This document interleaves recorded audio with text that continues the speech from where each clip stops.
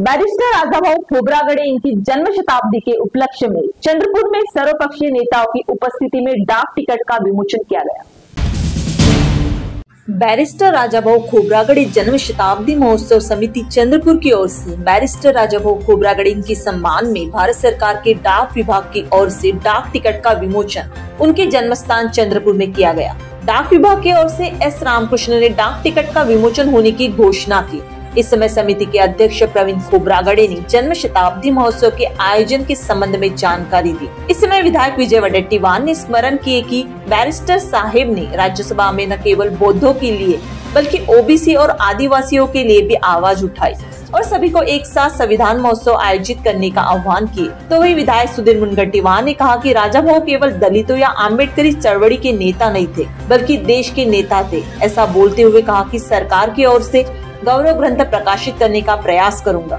साथ ही विधायक किशोर जोरगेवार ने कहा कि बाबा साहेब के बाद देश में आरक्षण लागू करने के लिए लगातार प्रदर्शन किए और उपेक्षित के समुदाय को न्याय दिलाया। विधायक सुधाकर अडबाले ने बैरिस्टर साहब की स्मृतियों पर प्रकाश डाला और कहा कि उनका कार्य आज की युवा पीढ़ी के लिए मार्गदर्शक है। इस अवसर पर विधायक अभिजीत वंजारी ने इस बात पर प्रकाश डाला कि नागपुर के बाद चंद्रपुर में दीक्षा समारोह बैरिस्टर राजाभाऊ खोब्रागड़े के प्रयासों से ही संपन्न हुआ। इस समय मंच पर स्वागत अध्यक्ष मारुतराव खोब्रागड़े, देशक खोब्रागड़े, किशोर सावने उपस्थित थे। कार्यक्रम की प्रस्तावना करते हुए प्रतीक डोरलीकर ने डाक टिकट प्रकाशित करने के लिए भारत सरकार और महाराष्ट्र सरकार का अभिनंदन कर विधायक सुधीर मुनगंटीवार इनका आभार माना। उपस्थितों का आभार एडवोकेट राजस खोब्रागड़े तथा कार्यक्रम का संचालन निवेदिता पुनवत करने किया। इस कार्यक्रम को सफल बनाने के लिए अशोक निमगड़े, विशाल अलोने, राजाभाऊ खोब्रागड़े, सत्यजीत खोब्रागड़े, सुलभ खोब्रागड़े, प्रेमदास बोरकर, शंकर बेलेकर, महादेव कांबड़े, सुरेश नारनवरे, यशवंत मुंजमकर, दिलीप डांगे, कैलाश शेंडे, मुन्ना खोब्रागड़े, निर्मला नगराड़े, गीता रामटेके, मृणाल कांबड़े, ज्योति शिवनकर, प्रेरणा करमरकर, पंचफुला वेलेकर, वैशाली साठे, छाया थोरात, राजश्री शेंडे, अनिता जोगे, शीला कोवले, हर्षल खोब्रागड़े, प्रज्योत बोरकर, युगान डवले, चारिका भगत, पोषणा बेताल ने प्रयास किए। 3 वेळा राज्यसभेचं सदस्य सुद्धा आपण त्यांनी हे केलं आणि एक गोष्ट त्याच्याबद्दलची सांगण्यासारखी आहे की बाबासाहेबांनी आरक्षण संविधानामध्ये दिलं, परंतु ते आरक्षण प्रभावीपणे लागू व्हावं ठिकठिकाणी देशभरामध्ये यासाठी ते सातत्याने प्रयत्न करताना अनेक किस्से त्यांचे या बाबतीतले आहेत आणि ते आरक्षण टिकावं आणि ते आरक्षणाची किती गरज होती हे आज आपल्याला आजही लक्षात येते। निश्चितपणे खोब्रागड़े परिवार व या समितीच्या सर्व सदस्यांचं मी या ठिकाणी मनपूर्वक इथला लोकप्रतिनिधी म्हणून धन्यवाद व्यक्त करेन की आपण हा 100वा कार्यक्रम मोठ्या प्रमाणामध्ये या ठिकाणी साजरा केला।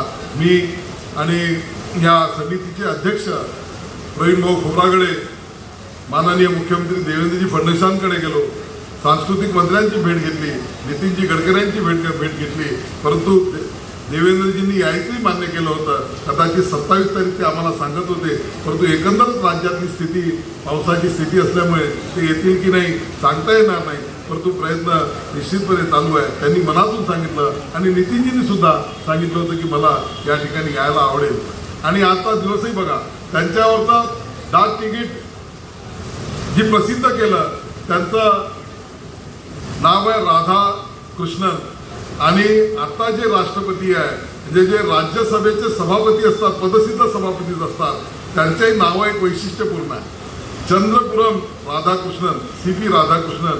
आणि मी एक राष्ट्रपती पदाची निवडणूक व्हायच्या 2-3 दिवस अगोदर त्यांनी मी त्यांची भेट घेतली होती दिल्लीला आणि त्यांनी सांगितलं की मला त्या ठिकाणी सभापती मी होणार आहे, ज्या ठिकाणी बैरिस्टर राजाभाऊ खोब्रागड़ेंनी सुद्धा नेतृत्व केलेलं आहे। बैरिस्टर साहेबांनी बाबासाहेबांच्या विचाराचा वसा आयुष्याच्या शेवटपर्यंत जपला, कारण त्या काळच्या परिस्थितीमध्ये बैरिस्टर होणं घरी सर्व सुखसोयी असताना श्रीमंताच्या घरी जन्म घेऊन गरिबांसाठी काम करणं, शोषितांसाठी काम करणारे बैरिस्टर मध्ये जे होते त्यामध्ये मोजकी लोक होती, त्यात बैरिस्टर राजाभाऊ खोब्रागड़ेंचं नाव होतं। बाबासाहेब नेहमी म्हणायचे की मला जो धोका मिळाला असेल तो ज्यांच्याकडून मिळाला तो सुशिक्षिताकडून मिळाला, ज्यांनी मला धोका दिला. पण बॅरिस्टर राजाभाऊ खोब्रागडे असे होते की ते बॅरिस्टरची पदवी घेऊन बाबासाहेबांच्या विचाराचा वसा शेवटच्या क्षणापर्यंत जपला. म्हणून बाबासाहेबांना संपूर्ण आयुष्यामध्ये त्यांचे विचार आणि त्यांनी दिलेला मार्ग सातत्यानं सांभाळणारे कोण होते तर ते बॅरिस्टर राजाभाऊ खोब्रागडे. भारतीय राज्यघटनेचा एक स्वतंत्र त्यांचा स्वतःचा अभ्यास फार मोठा होता आणि सोप्या भाषेमध्ये राज्यघटना सांगणं आणि लोकांना पटवून देणं हे त्यामध्ये त्यांचा हातखंडा होता. उदाहरण सांगायचं झालं तर एकदा समाजवादी नेते एस.एन. जोशी यांच्या पुढाकारानं रिपब्लिकन पक्षाचे माजी महापौर भाऊसाहेब चव्हाण यांनी मंडळ आयोगाच्या शिफारसींना पाठिंबा देण्यासाठी एक सर्वपक्षीय एक परिषद बोलवली होती आणि त्यामध्ये भाषण करताना राजाभाऊंनी स्पष्ट भूमिका सांगून टाकली की आम्हा एसटीना आमच्या सवलती घटनेच्या अनुच्छेद 30, 34, 35 नुसार आमच्या बाबासाहेबांनी आधीच देऊन टाकले आहे, परंतु फक्त आपल्या कृती पाहण्याची अप्पलपोटी वृत्ती त्यांची नव्हती. त्यांच्या लक्षात आलं की समाजात एससी एसटीच्या खेरीज ओबीसी हा एक मधला वर्ग आहे ज्यांच्यासाठी आपण काही केलं पाहिजे. या भावनेतून बाबासाहेबांनी त्यांच्या घटनेतून 340 अनुच्छेदातून ओबीसी समाजाला मंडळ अनुच्छेद मध्ये ओबीसी समाजाला मंडळ आयोगाच्या शिफारसी टाकल्या होत्या आणि ओबीसी समाजाला संविधानिक आरक्षण बाबासाहेबांनी दिले. ते योग्य आहे, ते मिळालं पाहिजे असा ठाम विचार त्यावेळेस बॅरिस्टर राजाभाऊ खोब्रागडेंनी मांडलेला होता पुण्याच्या परिषदेमध्ये. खरं तर लहानपणी कधीतरी शिक्षक या नगर परिषदच्या म्हणजेच महानगरपालिकेच्या मागच्या गांधी शाळेत 1ली ते 4थी नगर परिषदच्या शाळेत शिकत असताना आमचे शिक्षक एक गोष्ट सांगायचे, ती कधीच नंतर मला समजली नाही किंवा जाणवली नाही. ते सांगायचे की कोळसा खाणीमध्ये हिरे सापडतात, पण मला कोळसा खाणीमध्ये हिरे सापडताना कधीच मी बघितलं नाही. पण एक गोष्ट बॅरिस्टर राजाभाऊ खोब्रागडे यांचं जीवन जेव्हा वाचलं तेव्हा लक्षात आलं की कोळसा खाणीत हिरे सापडत नसले तरी कोळसा खाणीच्या परिसरात हे कोहिनूर हिरे हे मात्र आपल्या प्रकाशाने समाजामधला अंधार दूर करण्याचं काम करतात. आणि बॅरिस्टर राजाभाऊ खोब्रागडे हे त्यापैकी एक आमच्या चंद्रपूर जिल्ह्यातले कोहिनूर म्हणजे डायमंड आहे, हिरे आहे. खरं तर 1984 पर्यंत तर मी राजकीय क्षेत्रात तसा सक्रिय नव्हतो, विद्यार्थी जीवनात होतो. पहिल्यांदा 1989 लोकसभा लढवली, पण बॅरिस्टर राजाभाऊ खोब्रागडे यांचं जीवन वाचल्यावर एक गोष्ट मात्र निश्चित झाली की त्यांच्या सहवासातून हे सहवास प्राप्त झाला असता. कारण एक गोष्ट नक्की आहे की बॅरिस्टर आपल्या देशात लंडनमध्ये जाऊन अनेक जण शिकलेत, अनेकांनी बॅरिस्टर पदवी प्राप्त केली. पण बॅरिस्टर पदवी प्राप्त झाल्यानंतर त्या पदवीचा उपयोग धन कमवण्यासाठी की मन जिंकण्यासाठी हा जेव्हा प्रश्न आला तेव्हा 90% बॅरिस्टर शिकून आलेल्या लोकांनी धन कमवण्याचा मार्ग निवडला.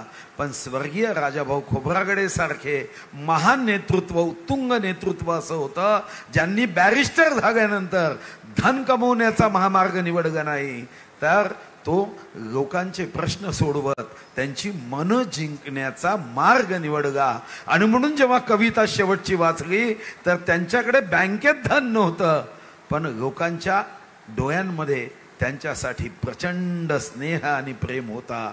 आणि हेच खरं आहे, जे स्वतःसाठी जगतात त्यांचा शेवटचं स्थान स्मशानात असतं आणि जे समाजासाठी जगतात त्यांचं शेवटचं स्थान अढळ प्रत्येकाच्या अंतःकरणात असतं.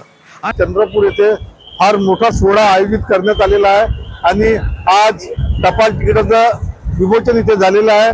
तर त्या टपाल तिकिटासाठी जो प्रयत्न केला तो प्रतीक डोरलीकर यांनी मागच्या 6 महिन्यापासून प्रयत्न केला आणि त्याचा पाठपुरावा करत सुधीर भाऊ यांनी मंत्रालयातून त्याचा जो निधी आहे तो भरण्यात आला आणि आज या ठिकाणी टपाल तिकिटाचं विमोचन झालं. तर चंद्रपूर शहरातील जनतेला आणि पूर्ण महाराष्ट्रातील जनतेला अतिशय आनंद झालेला आहे.